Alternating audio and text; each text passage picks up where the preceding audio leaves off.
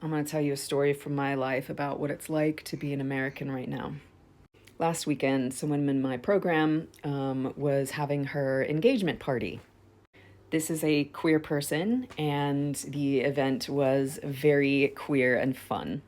There have not been ice raids in my area. This is a very quiet town. It's a college town, small town, uh, you know, 35,000 people.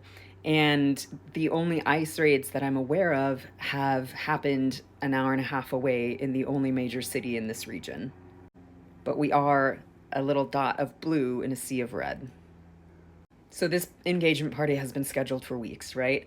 And it was for last Saturday, but then the assassination of Charlie Kirk happened, and the couple got wind that Charlie Kirk supporters were going to had decided to schedule a vigil for Charlie Kirk at the exact same time in the same park. So one of the people in the couple call the Charlie Kirk people and are like, "Hey, this is our time in this park. Like this has been booked for weeks. Move it back." And they did. They moved it back to 8 p.m. But we're at this event, right? And we're having a good time. It's really cute. It's fun. We're playing games. But MAGA folks start showing up. Not a lot, but big burly white men, some of whom are armed, openly armed.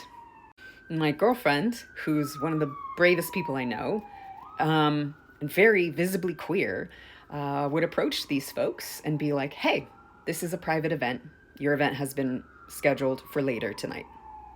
And thankfully, nothing happened, but I and my girlfriend and other people were on high alert the entire time because these folks were sort of circling and on the periphery. They were standing off to the side watching us. And we're at a point in this country where anything could happen, and anything does happen. And I know that MAGA folks no longer see their fellow Americans, as people with rights to be protected, and that is not going to change because their leadership is so committed to pushing this narrative that people like me, by virtue of existing, are destroying the country, are in league with the literal devil, and that we have to be fought on every level in order to be defeated. This is this loosening of reality that is terrifying because when people are not living in reality, there's no end to justifying what can be done to you. Literally anything can be done to you. And there have been multiple lynchings this week alone. I don't know how reality will be decided in this country, but it does appear that it will be decided at the point of a gun. And I don't think most of us want that. Certainly I don't. But I don't see any other way out at this point. Not in a country where there are more guns than people.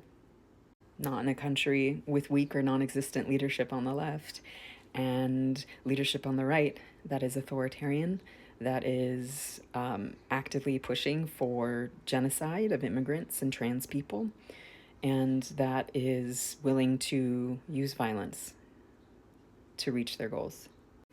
I think we're just going to continue eating ourselves alive until we learn why democracy should be protected.